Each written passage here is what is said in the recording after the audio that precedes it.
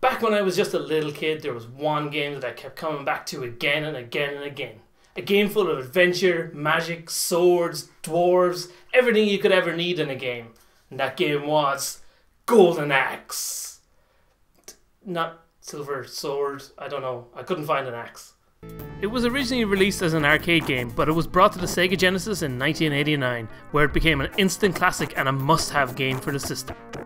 It had some great fantasy action and was a lot of fun to play. You got to choose between 3 characters, a busty warrior lady, an even bustier Conan type guy, and best of them all, a dwarf with an axe.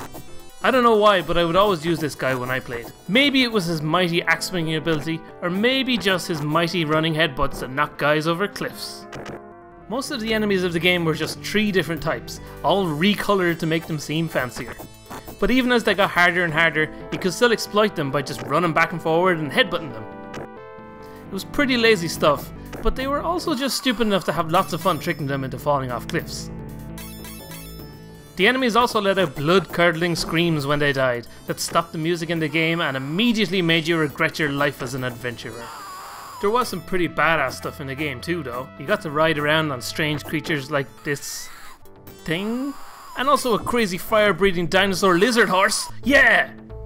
Each character also had their own magical powers, from lightning powers to crazy flying fire ghost things to just setting off mini nuclear bombs. And I was never really sure if it was a good thing or not, but you know, you get to kick these little guys in the middle of the night. They even give you a lovely bit of meat.